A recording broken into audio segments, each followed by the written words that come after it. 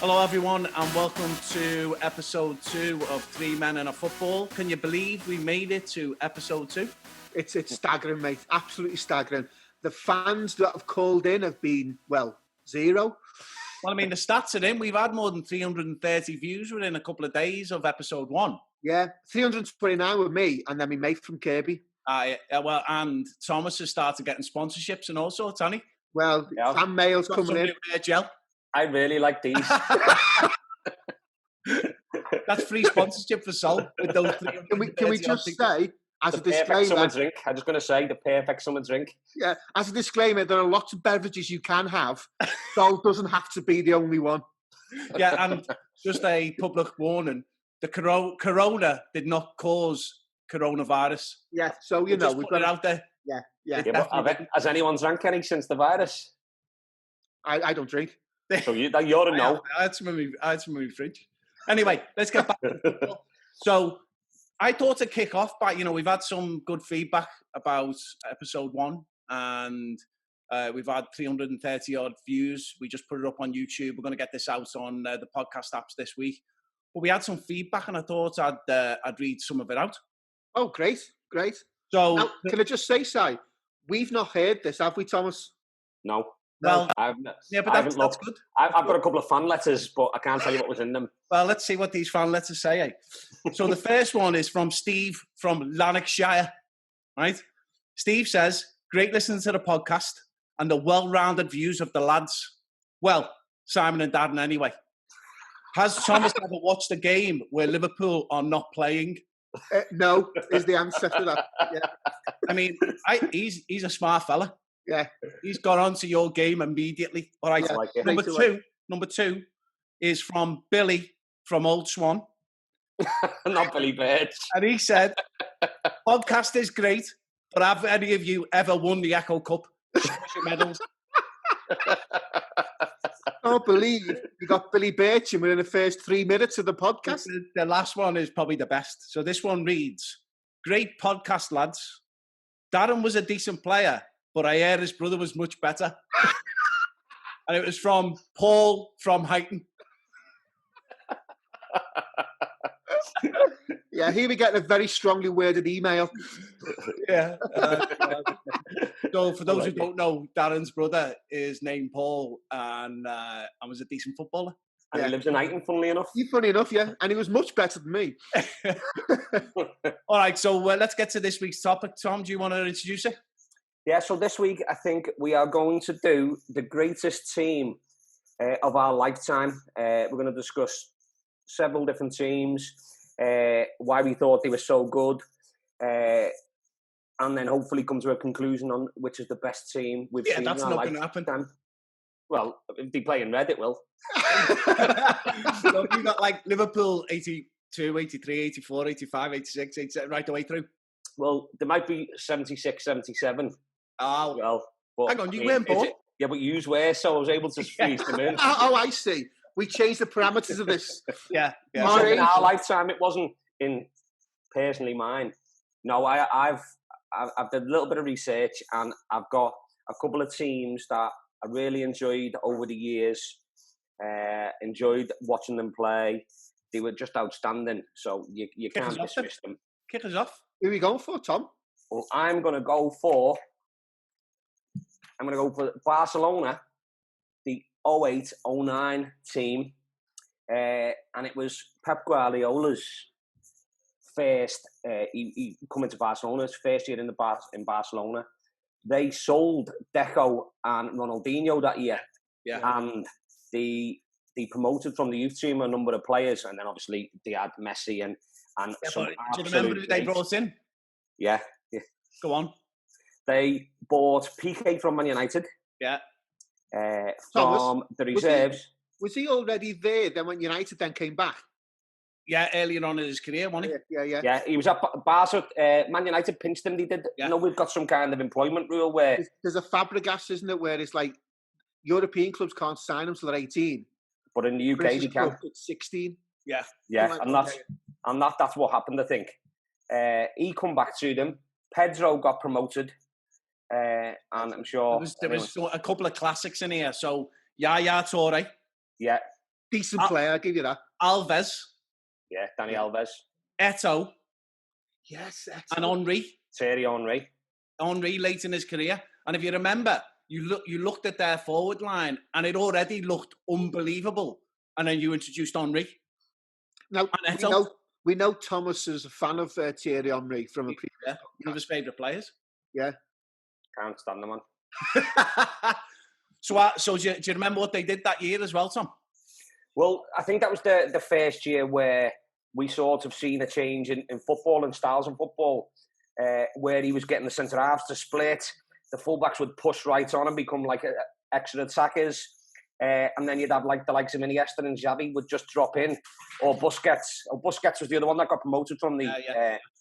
They would drop in, get the ball off the goalie or off the centre halves that had split, and you just pulled teams all over the pitch. They'd be totally all over the place. So it was like new football. It's a different way of playing football from what we were used to seeing. Yeah, it was, and they used to do that thing in the middle of the park where the midfielders would cycle to get the ball off the defence constantly. So they were constantly moving. And because there was three of them all the time, it was really difficult to beat it because there were three quality players. So if you played three in the middle, then you created gaps elsewhere on the park and they just exploited them. If you played two in the middle, then they were playing triangles around you all the time. Yeah, I think for me, I think what they showed, and I think over the years, certainly in the British game, we've relied on big, tall, strong lads in the middle of the park to run around and make things happen. They had these little guys who were just passing their way through. Yeah. And I think for me, it goes back to Simon, you know me, the 5 fundamentals of football. Here we go. But if the passing and moving will beat any side. And I think Barcelona proved that. And they weren't afraid to get the ball in what we would class as dangerous positions and play the way out. But their thing that year was, the big thing was they won. They won the league, they won the cup, and they won everything they played. Everything they entered, they won. They were unbelievable. And I think that was where it changed, because what people started to do is look at that and think, okay, so we don't need that big central midfielder. Yeah. We can pass the ball. And as long as we have movement, and also our midfielders can get up with our forwards. I mean, and they had, look at the pace that they had up front as well. They had Henry, and he was brilliant at the time as well. And they had Eto'o, they were both stretching the play. Then they had Messi in there as well. It was crazy. And I think Pep just moved him just right behind the front two. Yeah. So that was a change in formation, because he was used to playing out wide or as a striker. But when they dropped him in behind other players, he's even more difficult to mark than just being stuck out on the wing or up front, because he's got pretty much a free role. So he can come really deep into midfield, get it on the halfway line, or he can push on and make a third striker whenever he wants. So he's just so hard to track on the pitch. And also you've got Iniesta and Xavi in there, and their movement was absolutely amazing. Yeah, I think what's interesting is people forget about the great sides is how hard they work off the ball. Yeah, to get the ball back. I think Pep used to do a thing in training, and he still does with City, where that they have 10 seconds to get the ball back. And when you watch Barcelona and watch City, they hunt you down in clusters to try and get the ball back as quick as they can. And then they've got the ball in an attacking third, if you like, and by 3-4 passes, they've got a goal, or at least... Well, to Thomas's point, that was where football changed. And if you look at the game now, and you look at the most successful sides in the world, they all play a similar type of football. They all press really high. They put people under pressure. And then also, they have that ability that if they are soaking it up late in the game, they've got good enough forwards that they can win on the break. Yeah. That's something that's changed over time, because think about when we were growing up. You look at, I've got the Liverpool side from 83, 84 here. Yeah. Totally different team. Yeah. Totally different. And much more reliant on your forwards. Yeah, but I think what's the common thread through all the teams we're probably going to choose tonight is that they all play the game simple. Yeah. They all pass the move simple. They didn't overcomplicate it. And I think what some teams try and do is they overcomplicate the game. And it's literally, if you can pass the ball 10, 15 yards and move and get it back, you're going to be successful. Yeah, all right. Well, we could talk about Barcelona all night, because actually I also had them down for 10-11 as well. I had them down for 10-11. Brilliant in that year. They only won the league and the Champions League, but given what they'd done in 08-09, to do it again in 10-11 was unbelievable. But sorry to interrupt, just in that 10-11 season, in the league, they only let in 15 goals all season. That's ridiculous, isn't it? So it's very much like people forget about the defensive side of the game that they do. I'll put my defender union hat on here. Is that they didn't concede? Well, he had Piqué, Puyol, centre halves, didn't he? Who were unbelievable at the time. Is it Valdez as well in goal? Valdez in goal, yeah. To be fair, he went to Man United, didn't he? He wasn't that very good. Yeah, he was a great shot stopper. You just need to play. The unsung hero for that team was, and people realised many years later, was Busquets. And I know he's not that. I mean, people look at holding midfielders now and they're worth the weight in gold because they're dead hard to get hold of. But he sort of changed that position as well. So when Barcelona started stretching their back four and playing like the two centre halves would drop out right out wide to receive the ball, he would just come in all the time. If they lost it by any chance, which they very rarely did, he'd just drop straight in as an extra centre half, and he would stay there until the danger was gone, or he would give away one of these cynical little fouls, a little pull, a little drag, a little kick, and it would stop. It stopped the play. The team was able to get back in. He got away with so many fouls in a game. He was very, very clever to get away with it. And he won them loads of games just by doing that. And I think what happened was... Superb player. For me, what happened was, I think what Pep did is, traditionally, you always had one centre-half who could play and one who would be the bruiser or go in and win the ball. And I mean, Hansen for Liverpool was one of my favourite players. Yeah, he was outstanding. He was a footballer. But he was always with people who were a bit more tougher than him, if you want to use that language.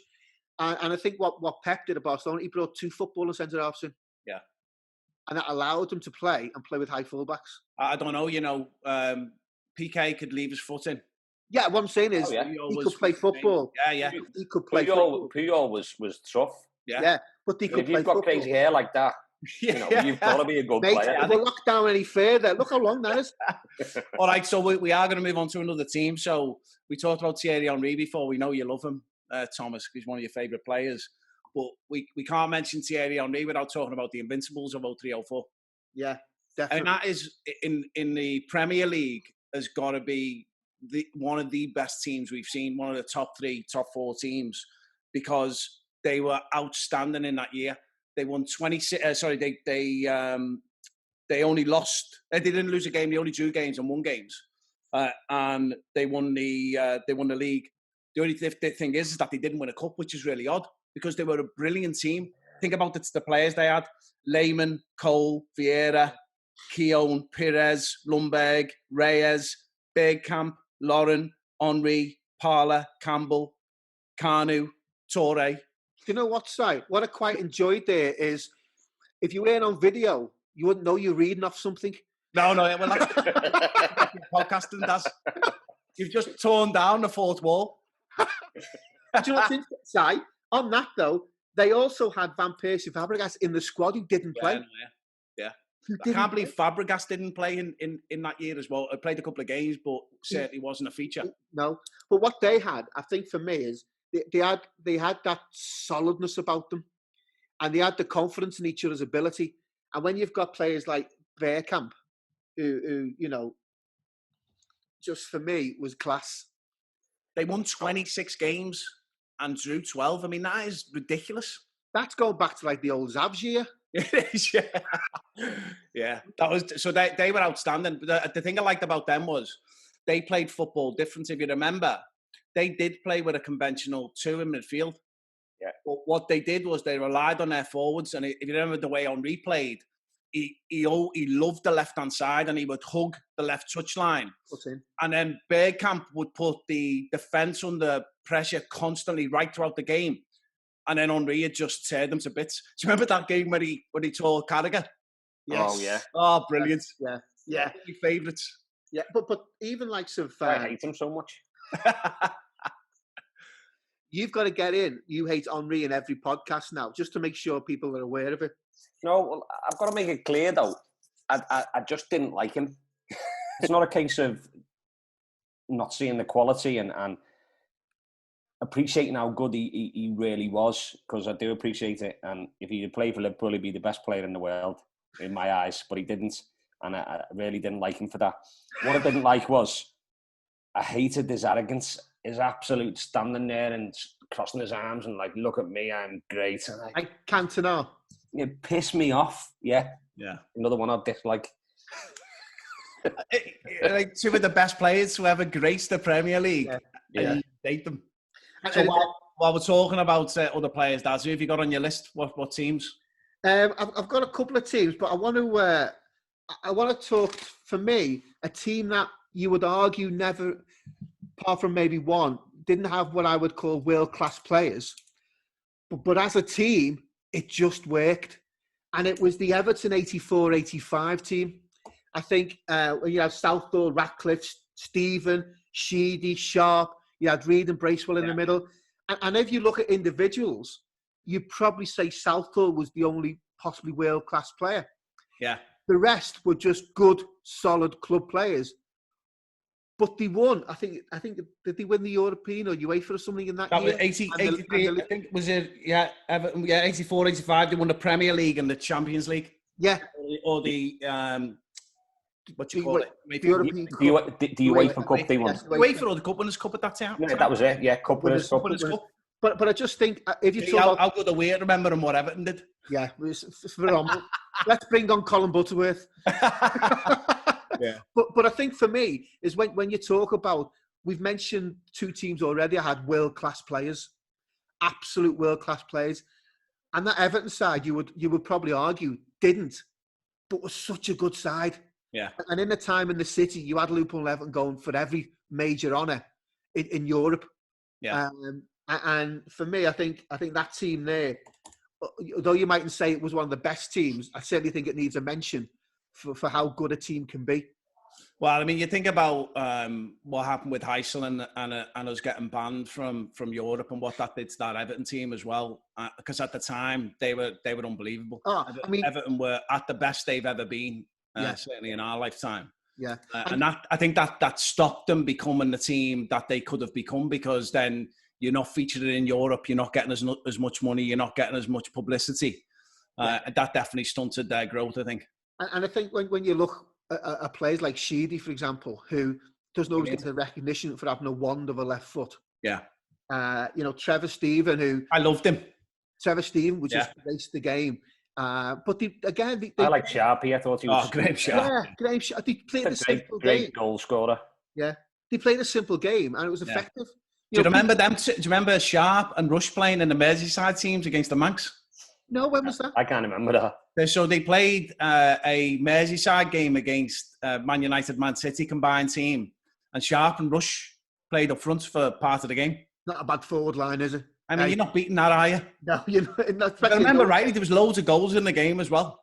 Don't tell me that, mate, as a defender. I don't want to hear that. yeah. I don't want to hear that story. So I felt I like that one. Needed a mention because of the non-sort of world-class players, but great side. So then the year before that, 83-84, was the great Liverpool team, which won the League Cup, and the old European Cup as well. Was that Joe Fagan, was it, or? Yeah, it was Joe Fagan, yeah. That was where you had Hansen and Lawrenson at the back, Grobbelaar in goal, Rush up front, Kenny Dalglish, Nunes. For me, Hansen and Lawrenson were absolutely superb centre-halves. Isn't Lawrenson the weirdest footballer in the world? Though? You look at him, and he stands really weird. He never looks like a footballer, but was amazing with the ball. He started out, I'm sure. I mean, my facts aren't as good as they used to be, but disclaimer. Disclaimer. He used to be a winger at one point, I think, because he had pace. Really? And I think he was a winger. They sort of looked at him, and again, he eventually found himself a centre half. I'm going to put this out there now. I could be wrong on that. But I mean, he was phenomenal player. Player. Well, I think the partnership was great, wasn't it, with him and Hansen? Who were the fullbacks then? Was it Neil and Kennedy? Neil and Kennedy in that year, I think it was. Yeah. Again, and the engine room, Souness and Sammy Lee was playing at the time. Yeah. But he changed them up as well. But Souness was the person who was in all the time. You had Ronnie Whelan playing as well at the time. Ronnie Whelan. Underrated player for me. Steve Nicol was in the squad. Steve Nicol as well was a great player. Gary Gillespie. Yeah, Gillespie was good, but he was nowhere near some of them others. But and he went to play for Everton as well. Obviously, up front, Dalglish and Rush. Yeah, you're not beating that. No, I mean Dalglish and Rush with a perfect partnership, weren't they, in the day? Yeah. You know, it's what was interesting for me is again you've named a couple of players who you'd almost argue were world class. Yeah, absolutely. But getting to a team is like getting to fit a jigsaw. What you need and what you want out of them. Yeah, but I think that's the beauty of what happened with Liverpool is that they created a brand of football that was then consistent right throughout all those backroom, boot room staff that come through to manage the team. Yeah. And they applied the same method every year. Yeah. So it didn't matter who was managing the team because the infrastructure was the same. The playing style was the same. Yeah. And what Liverpool had going for them at the time was they had a really good squad as well, whereas that wasn't normal. It wasn't normal to have a solid squad. It was normal to have a really good 11. And then you're struggling with your next, 10 players. It sounds like... Do you know at that time, was it just one sub then? Was it still just one sub? No, I think it might have been at that stage at 83. Oh, it might be right. Might be 2 or 3. But what you just said, Si, sounds like our over 40s on a Saturday. We have a really good, solid 10, 11 lads who turn up. And then about 10, 11 lads who can't make it every week. Depending on, and then you have me as an emergency sub. Yeah, you don't want that, Tom. I know you don't. All right, so I've got another one to throw in. Go on. Madrid 02-03, the Galacticos.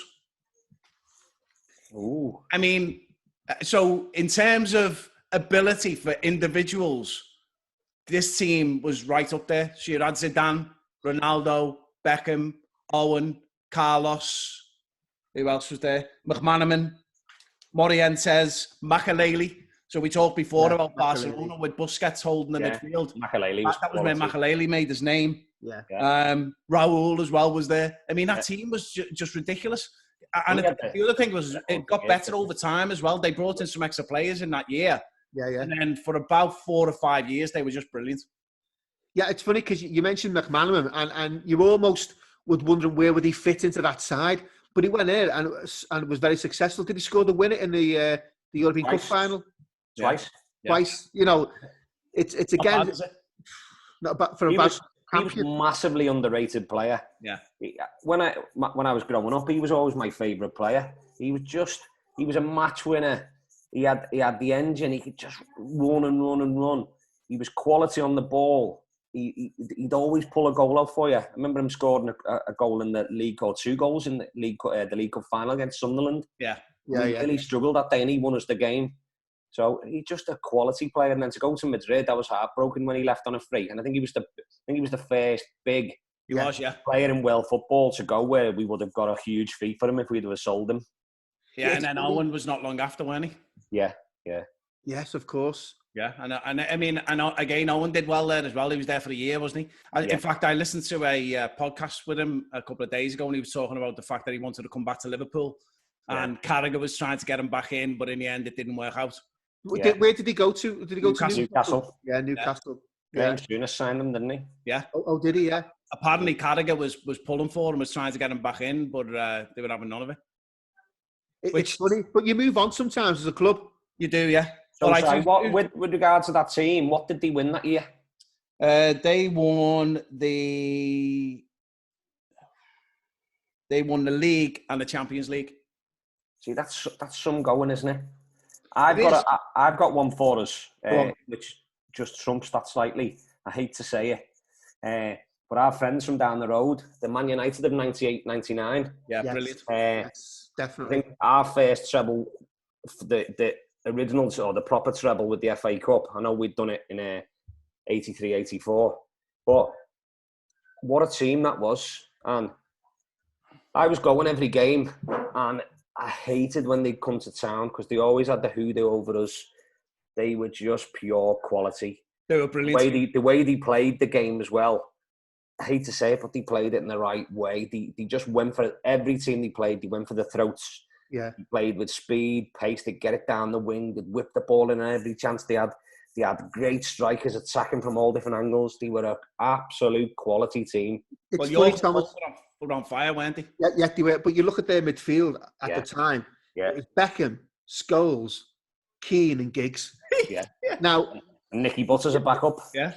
I mean, that's not a bad midfield, is it? No. Not up front. They had York, Cole, Solskjaer and Sheringham. And I think we know what he did in the final, the Champions League final, Sheringham and Solskjaer, the two subs. But I think Sheringham got better as he aged. He did, yeah. He was such a clever footballer, and he didn't need to run round. He didn't need to close plays down because he was clever. And when he got the ball, something happened. Yeah. Great footballer. And then at the back, you know, they had Schmeichel in goal. I think that was the thing that made a big difference for them. And Jaap Stam was brilliant, wasn't he? Yeah. You wouldn't want to come up against him. And do you know in that team I think is very underrated is Dennis Irwin. Yeah. Yeah, brilliant player. He was just 7 out of 10 every week. And he'd score so many goals. So his free kicks were phenomenal. Yeah. And you had Neville coming into it then, didn't you, as well? We had both the Neville brothers. Yeah. I mean, one was a lot better than the other, but... very much like the Partington household. Yeah. Here we go. They played 59 games that year. And I think the Premiership at the time, I know we've been saying, it's the best league in the world for a number of years, and they sell it as being the best league in the world. Technically, I don't think it isn't. But for physicality and aggression and enjoyment and, just actually sitting there and watching it and it being competitive from top to bottom, I think in that sense it is. So for them to play 59 games with the FA Cup replays they had, they lost a few games. You know, you could lose 4 or 5 games a season and then still win the league. Whereas, look at us now, the team that we lost the game and lost 1 last year, and obviously we've only lost 1 this year. That's some going to get to where they were, and to do it the way they did it. And they got absolutely hammered in the Champions League final, but didn't give up. It's a couple of lucky breaks in injury time to win it. It's just but you'll take that every day, won't you? That happens in the big games. You need a break. And also what happens is that never say die attitude, that you're going to get something if you just keep going. Yeah, no, I totally agree. Okay, so listen, we're going to bring this to a conclusion by picking a team, unless anyone's got anyone else to throw in. I just want to throw in one quickly. If you throw in Aston Villa. Villa ain't no one messing. I don't think over the years we could have a good 11. I'm going to throw in the AC Milan of 1990. Brilliant team. Quality. Yeah. Quality. When they had the three Dutch guys. Yeah. My mate Maldini, and they had Baresi. And that team for me was watching them. I think Channel 4 had just picked up the Italian league. Yeah. I used to watch it on a Sunday morning, and it was always AC Milan were on there, and they were just a phenomenal side. Every Dutch player can play football in every position. It's a wonderful coaching system they've got out there. And to watch these guys perform, and they were just, for me, they were absolutely brilliant to watch. Yeah, brilliant team. Just threw that in at the end. Yeah, no, it was a good one. And I mean, there was loads as well. There's loads of decent teams, and you could talk about the Liverpool team of the last couple of years. You could talk about the City team. There are some quality teams, but when you stack them up against what some of these teams have done, they don't come close because they're good now as opposed to being good for years. Yeah. So I'm going to go first with picking mine. For me, United were right up there. I think United are as close as it gets. But actually, when you look at their team against the Barcelona team of 08-09, I just don't think they're quite as good. So for me, it's the Barcelona team from 08-09. So, it's the Valdez, Piqué, Puyol, Yaya Touré, Henry, Xavi, Iniesta, amazing players. Well, I'm going to disagree, Si, which is unusual for us. Right. Yeah, but I'm going to go for the Barcelona 2-10-11. Yeah. Simply because the 15 goals conceded all season in the league is phenomenal. The defenders' union again. Can't help it, mate. It's all about the attacking, does. It's not about the attacking. It's all about defending. Yeah. But again, it follows on from the season they had, and for me, it's maintaining it. So let me give you the counter argument, right? Because I had those two up the top for me as well. But I think bringing in those key players, those 4 or 5 key players, integrating them into your team and winning the treble, I think is just that's all about the coaching. It's all about the system. It's all about what you repeat every single game. And he did it right throughout the year and won more. So that was why it got it for me. Although they were both really close, because I agree the 15 goals that's massive. Yeah, it's huge. Yeah. Thomas, which Liverpool side was yours?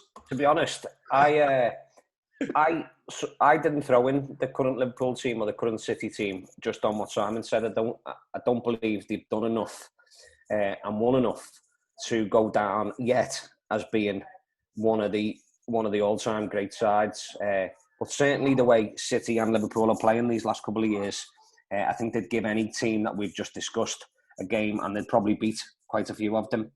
I'm going to agree with Simon. I think the Barcelona 08-09 side, that was my pick, before we come on. They were just outstanding. Not only did they win the treble, but pretty much with the same squad. They then went on and won the Super Cup and the World Club Challenge, or whatever it was called at the time. Every competition that they entered, they won, and they very rarely got beat. So definitely, I agree. 08-09. So it's a 2-1 then, but we feel Barcelona we're up there. Is that what we're saying? Definitely. That couple of years, that 3 or 4 years they had, and there are some real big challenges there from United and Real Madrid, but and Arsenal to a point, mate. Yeah. But I think with Arsenal, they only won the league, so for me, that wasn't enough to get them in. No, but to go unbeaten, I think is massive. They weren't in, Mike. They drew too many games. Yeah, 12 games. Look at, I think what Liverpool and City did last year was better. They would have destroyed that team. On last year's teams would have absolutely destroyed the Arsenal team. There's only one way you can find that out. FIFA night. FIFA live on the podcast. All right. Okay, that was great. Yeah, thanks for that. That was brilliant. Really enjoyed that. Yeah. So hopefully on to the next one, unless we get booed off. Yeah. Well, I don't know if Thomas can continue. Are you okay to continue, Thomas? I know this takes a lot of time in your busy day. No, I'm fine, honestly. So Rachel, let you carry on. Enjoying doing it. But if people do listen to it and like it, or don't like something that we're doing, just throw it in the comments on the YouTube channel. And we did appreciate the comments that we got. We got some from far and wide last week. Yeah, we got a little bit of stick as well off the footy lads, which was good. Really enjoyed it. So, we had people listening to it and watching it in the States, in Thailand, in Morocco, in Ukraine. Kirby. I've got a fan in Kirby, apparently. Yeah, Kirby. Hi, Danny. All right, thanks. Take it easy. Take it easy. Cheers, lads. Ta-ra. All right.